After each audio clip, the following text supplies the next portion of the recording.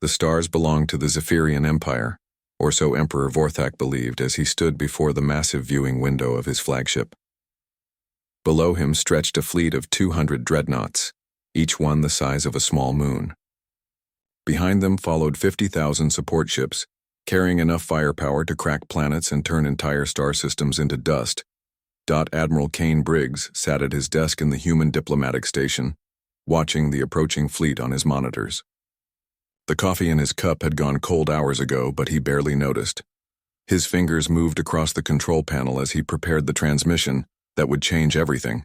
"This is Admiral Kane Briggs of the United Earth Systems Diplomatic Corps," he spoke into the communication array. "You are approaching the boundary of Terran space. This is your final warning. Turn back now. Terran space is off limits to all hostile forces."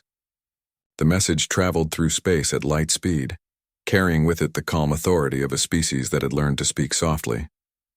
Briggs leaned back in his chair and waited. He had sent this same warning in 847 different languages over the past 3 months. Each time the approaching fleet had ignored it. Captain Xylox of the Zephyrian 12th Conquest Fleet burst into laughter when the translation came through. Around him, his bridge crew joined in the mockery. The idea that these primitive humans thought they could warn the mighty Zephyrian Empire was beyond amusing. "Did you hear that?" Xylox called out to his officers. "They think they can tell us where we can and cannot go." He wiped tears from his eyes. "Intelligence reports say these humans only discovered faster-than-light travel 50 years ago. 50 years. We have been conquering stars for over 3,000. Commander Thex, his second-in-command, pulled up the human files on his screen. "Sir, our scouts report minimal defenses around their home system. A few space stations, some mining operations, nothing that could threaten even a single dreadnought." The Zephyrian Empire had conquered 847 star systems using the same simple strategy: arrive with overwhelming force, demand surrender, and crush any resistance before it could organize. In 3,000 years, they had never met a species that could stand against them for more than a few days. Emperor Vorthak himself had come to witness this conquest. The humans had caught his attention with their strange messages. Most species begged or tried to bargain when faced with the Empire's might. Some offered tribute or tried to run. But the humans simply warned them away, as if they were the ones with the power. "Your Majesty," Admiral Krex approached the Emperor's viewing platform. "We have reached the outer edge of the human system. Shall we begin the attack?" Vorthak studied the tactical displays showing the human defenses. It looked pitifully weak compared to his fleet. A few orbital stations around the outer planets, some asteroid mining facilities, and what appeared to be a small defensive fleet near their home world. "Not yet," the Emperor said. "I want to see what these humans do when we cross their boundary. Send the advanced scout ships in first." The Zephyrian scout ships moved forward, sleek vessels designed for speed and reconnaissance. As they crossed into what the humans called the Sol system, they detected movement on their sensors. Captain Lisa Morgan stood on the bridge of the UES Guardian, a single human vessel that moved to intercept the scouts.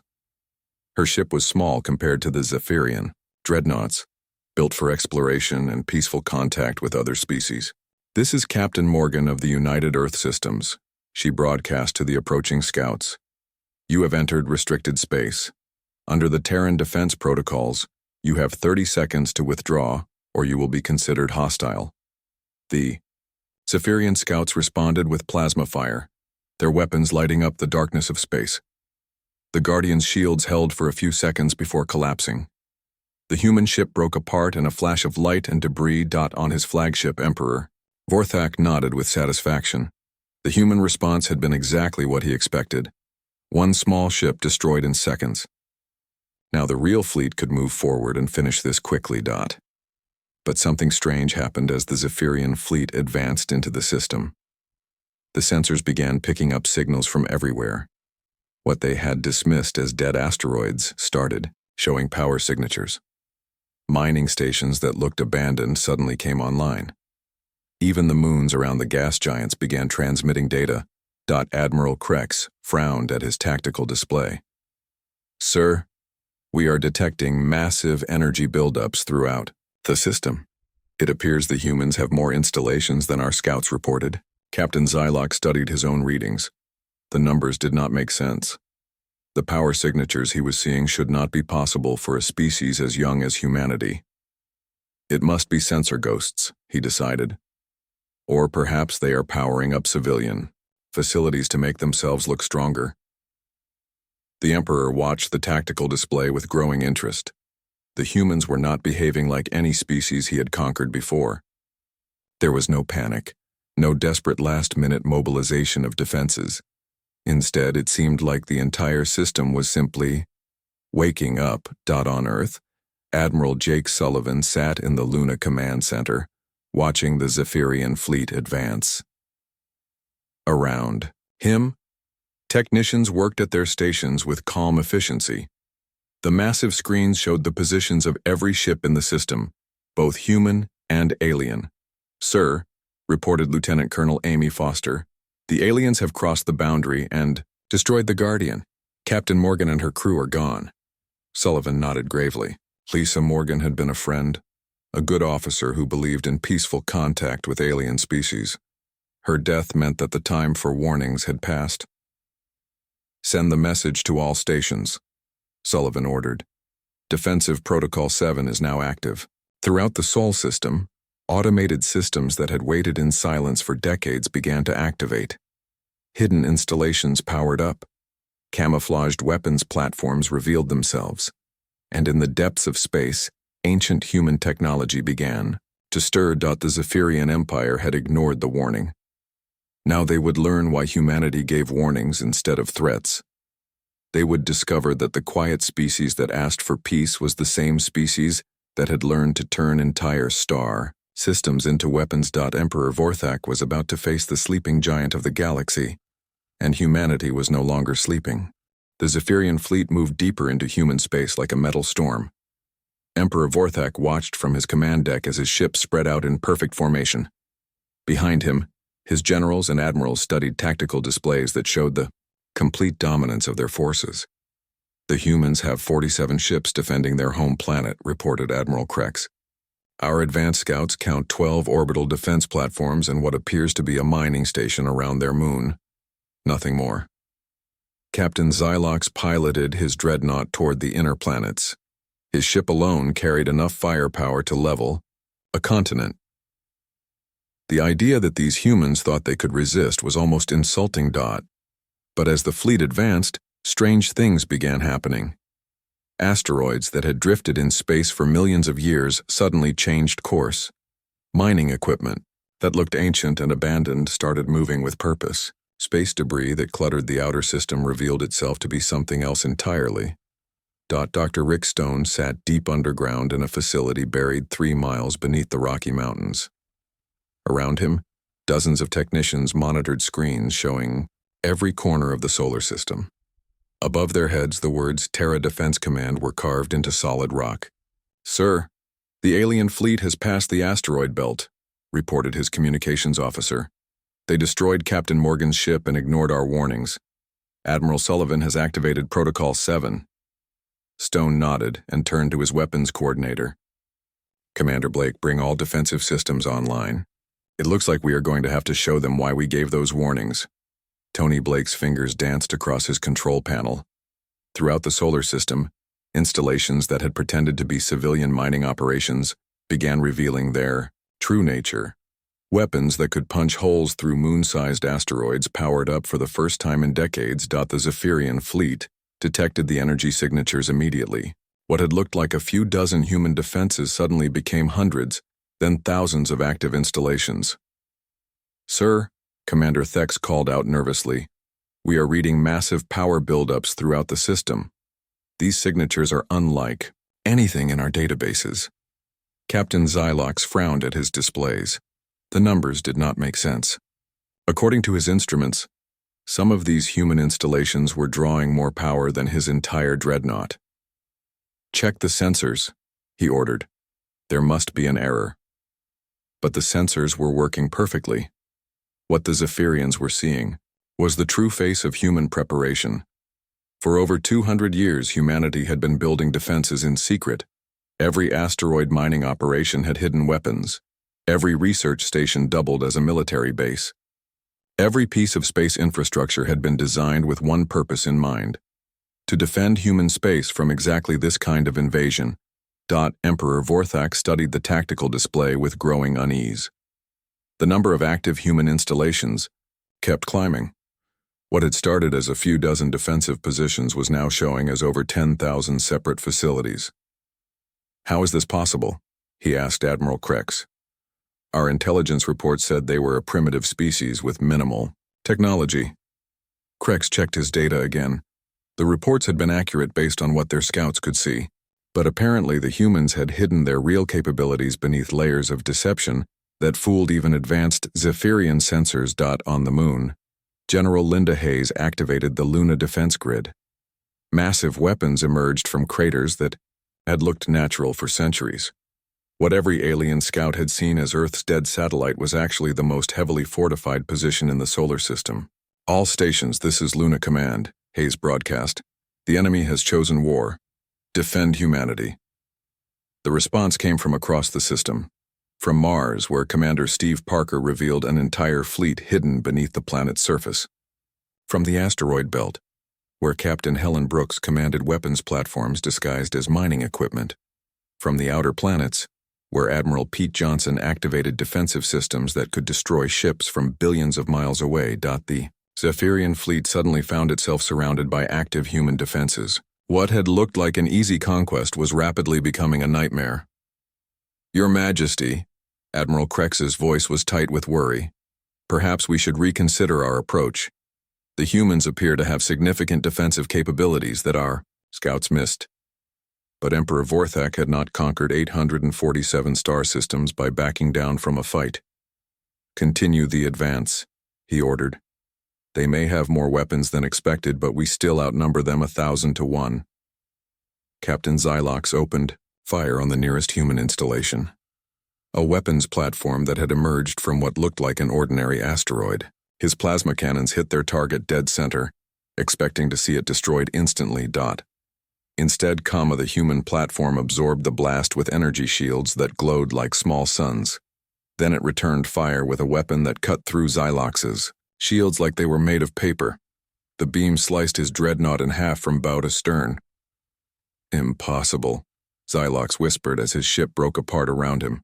His last thought was that no species this young should have weapons that powerful. Across the fleet, other Zephyrian captains were having similar experiences. Human weapons that looked small and simple proved devastating beyond belief. Defense platforms that should have been destroyed by the first hit instead shrugged off multiple attacks before responding with firepower that turned dreadnoughts into scrap metal. On Earth, Dr. Amy Foster activated humanity's most secret weapon. Deep beneath the Pacific Ocean, machines that had taken 50 years to build began drawing power directly from the planet's core. "Solar Lance Array coming online," she reported. "Target, enemy flagship." Admiral Sullivan watched the tactical display as human defenses engaged the invading fleet. The Zephyrians were learning what every other species in the galaxy already knew. Humanity did not make empty threats. "Sir," reported his tactical officer, "enemy casualties are at 12% and climbing. Our defensive systems are performing exactly as designed." Sullivan nodded grimly. The humans had hoped the warnings would be enough. They had broadcast them in 847 languages, sent them through every possible communication channel, and given the Zephyrians months to turn back. But the Empire had chosen war. Now they would discover why humanity was the only species in the galaxy that other civilizations warned each other about. They would learn that the peaceful species that offered friendship was the same species that could turn stars into weapons. The battle for the Sol system erupted like a storm of light and destruction. Emperor Vorthak gripped the railing of his command deck as reports flooded in from across his fleet. What should have been a simple conquest was turning into the worst military disaster in Zephyrian history. "Fleet casualties at 25% and rising," Admiral Krex reported, his voice shaking. "Sir, we are losing ships faster than our computers can count them." Captain Tony Blake led his squadron of human ships through the chaos. his vessels moving in ways that defied everything the Zephyrians thought they knew about space combat. His ships seemed to fade in and out of normal space, appearing just long enough to destroy their targets before vanishing again. "Phoenix Squadron, remember our training," Blake transmitted to his pilots. "Hit hard, hit fast, and be somewhere, else when they try to hit back." The human ships used technology that made no sense to the alien invaders. They could phase through solid matter, travel faster than light in short bursts, and somehow be in multiple places at the same time. Each human vessel fought like an entire fleet. On Mars, Commander Steve Parker activated the planet's hidden defenses. The red planet's surface split open like a flower, revealing massive installations that had been built into the planet itself. Weapons emerged that could reach across the entire solar system with pinpoint accuracy. "Mars Defense Network online," Parker reported. "We have clear shots on the enemy flagship." But the most shocking revelation came from Europa, one of Jupiter's moons. The icy surface cracked and fell away, showing that the entire moon was actually a hollow shell. Inside was a military installation the size of a small planet, containing enough firepower to fight a galactic war. Dr. Amy Foster stood in the control center of the Prometheus project, watching as her life's work prepared to demonstrate humanity's true power. "Solar Lance Array charged and ready," she announced, targeting the Emperor's flagship. The weapon she had spent 20 years developing could focus the power of the sun itself into a beam of pure energy. It was a technology so advanced that most species never even imagined it was possible. General Linda Hayes coordinated the defense from her command center on Luna. Around her, holographic displays showed the battle raging across the entire solar system. Human defenses that had remained hidden for centuries were revealing themselves one by one. "Sir, the enemy is trying to retreat to the outer system," her tactical officer reported. "Should we let them go?" Hayes checked the status of the Zephyrian fleet. They had lost over half their ships in just 2 hours of fighting. The survivors were fleeing in panic, abandoning their slower vessels and running for the edge of the system. "Negative," Hayes replied. "They ignored our warnings and attacked our people. Now they learn the full lesson." The asteroid belt came alive with hidden human installations. What the Zephyrians had dismissed as space rocks revealed themselves as weapons platforms, supply depots, and ship construction facilities. Humanity had not just defended their system, they had turned it into a fortress that could fight off fleets 100 times larger. Emperor Vorthak watched in horror as his mighty fleet was systematically destroyed by an enemy he had underestimated. His dreadnoughts, each one a masterpiece of Zephyrian engineering, were being cut apart like toys by human weapons. "How is this possible?" he demanded. "Our intelligence said they were primitives." Admiral Kreck studied the tactical data, trying to understand what they were facing. "Sir, it appears their entire civilization is designed for defense. Every installation serves a military purpose. Every piece of technology has been weaponized." The truth was even more disturbing. Humanity had not become warlike. They had simply become very, very good at ending wars quickly. Every defensive system had been designed with one goal: to make attacking human space so costly that no one would ever try it twice. Captain Rick Stone emerged from his underground command center and looked up at the sky. Above him, flashes of light marked the destruction of alien ships. Each flash represented hundreds of lives lost because their leaders had chosen war over peace. "All stations, this is Terra Command," Stone broadcast. "The enemy fleet is broken. Begin rescue operations for survivors." This was perhaps the most shocking thing of all. Even as human weapons finished off the last Zephyrian warships, human rescue vessels were already moving to save the alien survivors. The same species that had just demonstrated the ability to destroy entire fleets was now risking their own lives to help their enemies. Commander Helen Brooks led the humanitarian effort, her medical ships racing toward the debris fields where Zephyrian escape pods drifted helplessly. "This is UES Mercy to all survivors," she broadcast on Zephyrian frequencies.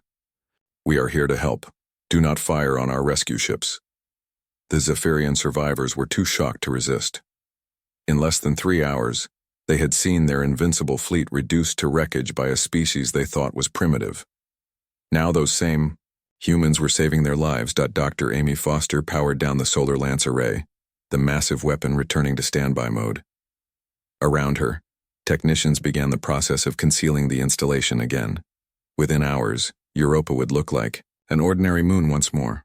Target destroyed, she reported. The Emperor's flagship has been eliminated. But Emperor Vorthak was not dead. His escape pod had been picked up by human rescue ships, along with thousands of other Zephyrian survivors. They were treated with the same care and medical attention as human casualties.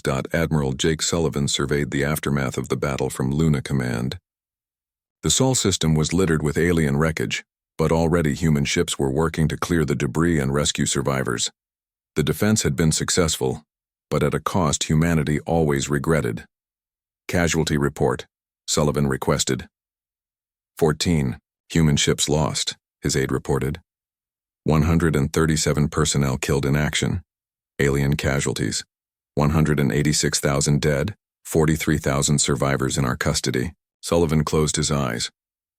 Nearly 200,000 beings had died because their leaders ignored a simple warning. This was why humanity preferred peace. War was easy to start, but terrible to finish. The galaxy was about to learn a lesson that would echo through history. When humanity gives a warning, it comes from experience, not fear.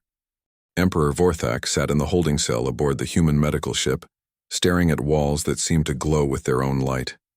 His empire, built over 3,000 years of conquest, had been destroyed in a single afternoon by a species that had barely learned to travel between stars. The door to his cell opened, and a human woman entered carrying a medical scanner. She was older, with gray hair and kind eyes that seemed too gentle for someone whose people had just obliterated his fleet. "Good morning, Your Majesty," Dr. Lisa Graham said in perfect Zephyrian. "I am here to check on your injuries." Vorthak stared at her in confusion. "You speak our language." "We speak all languages," she replied, running the scanner over his wounds. "Humanity has been listening to galactic communications for over 200 years. We know about every species, every empire, every war that has happened in this corner of the galaxy." The Emperor's mind reeled.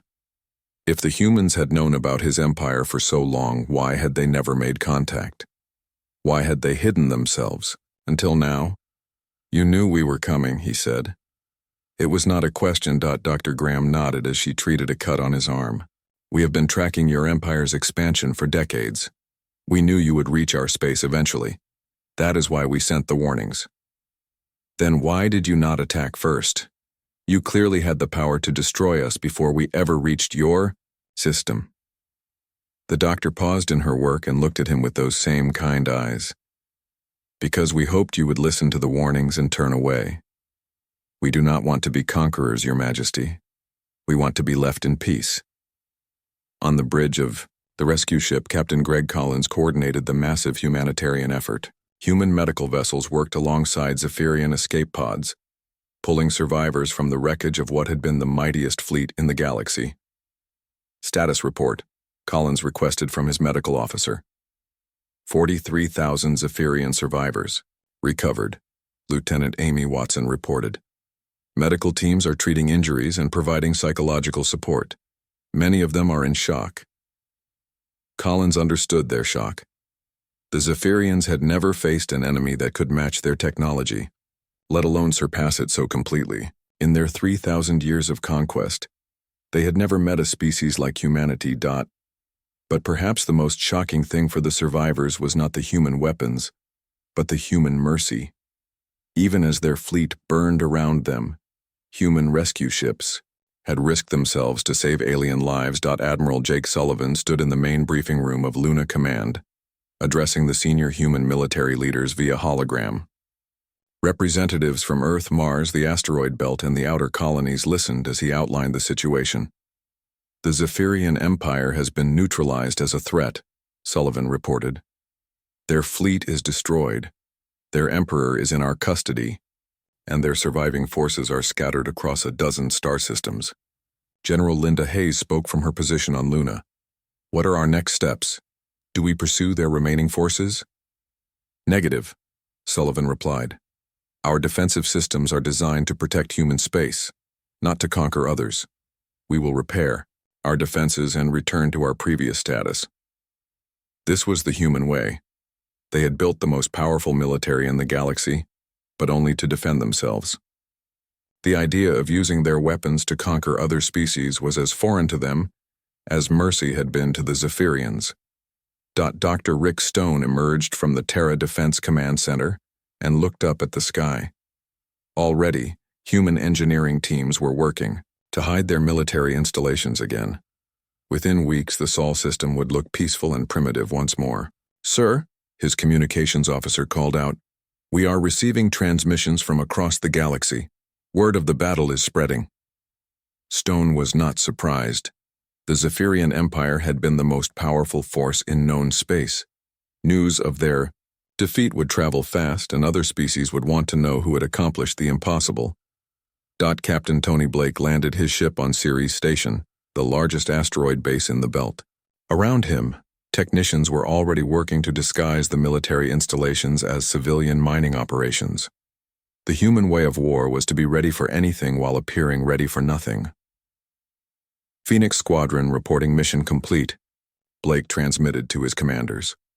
"All enemy vessels in our sector have been neutralized." His squadron had used technology that the Zephyrians could not understand. Human ships could phase between dimensions, travel through folded space, and manipulate time itself on a small scale. It was technology that humanity had developed in secret over 2 centuries of preparation. Commander Helen Brooks finished coordinating the rescue of the last Zephyrian survivors. Her medical ships had saved over 40,000 lives, treating alien wounded with the same care they would give to human casualties.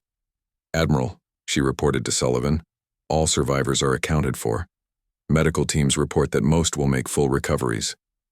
This was perhaps the most important part of the human victory. They had not just defeated the Zephyrian Empire. They had shown mercy to the defeated.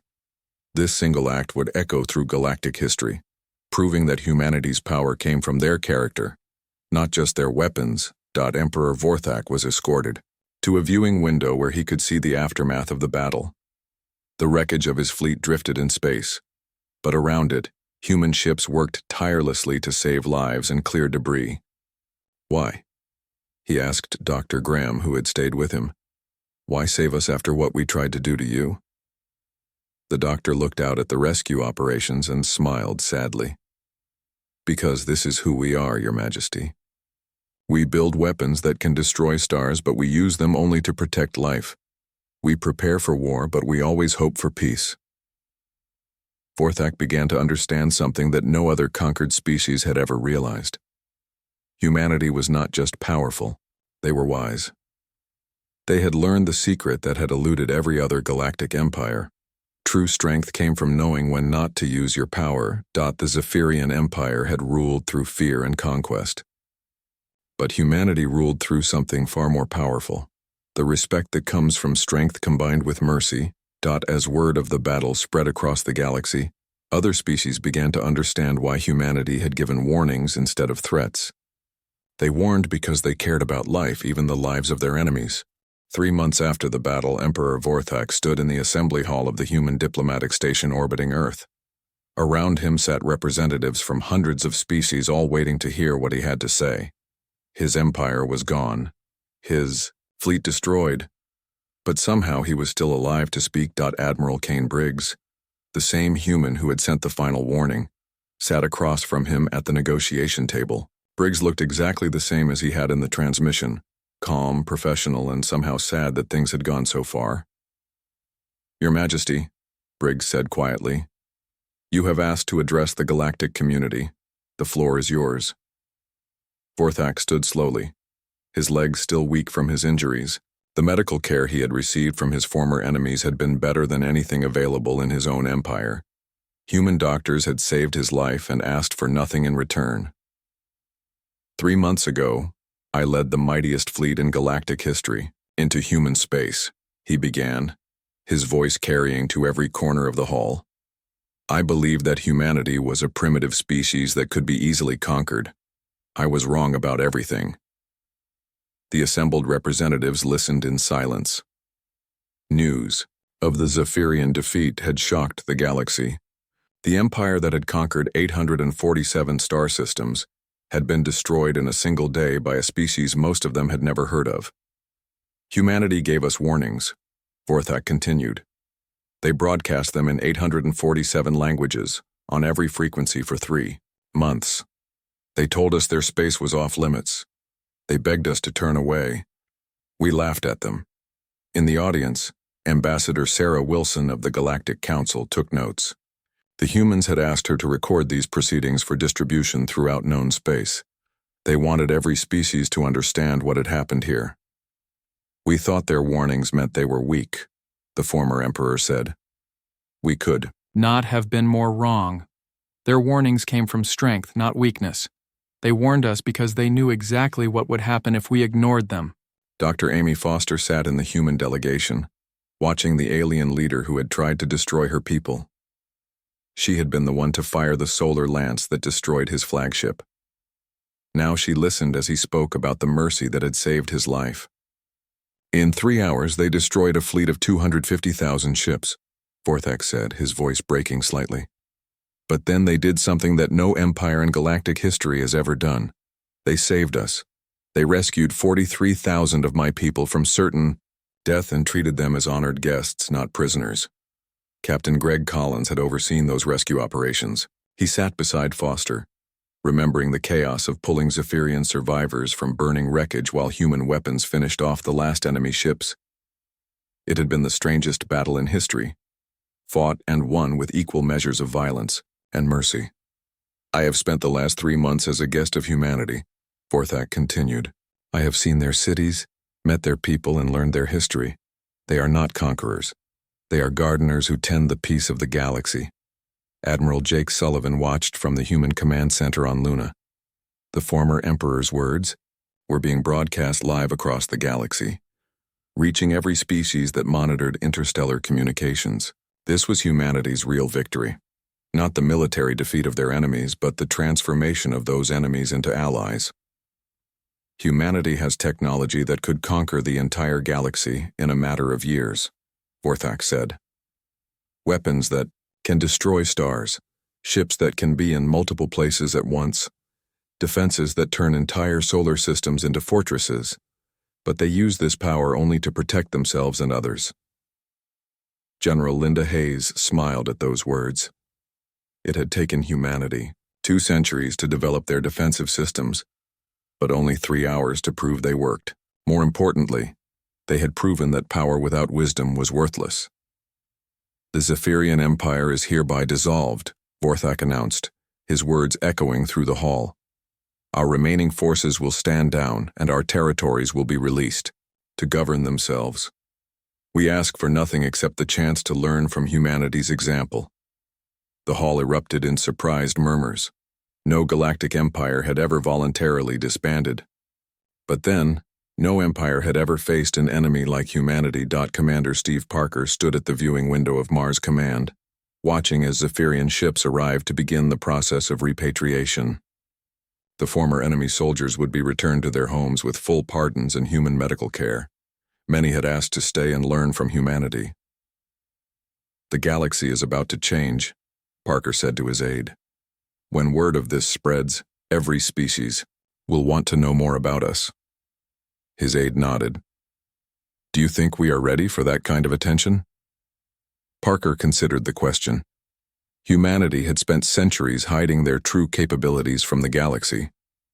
Now they would be forced into the spotlight as the species that had defeated the unconquerable empire with mercy instead of revenge. We will have to be, he replied. The galaxy needs to learn what we learned long ago. That real strength comes from protecting life, not taking it. Dr. Rick Stone emerged from the Terra Defense Command Center for the last time. The installation was being converted back to its cover identity as a geological research station. Within weeks, it would look like humanity had never prepared for war at all. But the memory of what happened here would last forever. Across the galaxy, species that had lived in fear of the Zephyrian Empire were learning that there was a better way. Humanity had shown them that the strongest defense was to make others want to protect you, Not fear you. Emperor Vorthak finished his speech with words that would be remembered for 1,000 years. Humanity gave us warnings because they valued our lives more than we did. They are not our conquerors. They are our teachers. And the lesson they taught us is simple. True power is knowing when not to use it.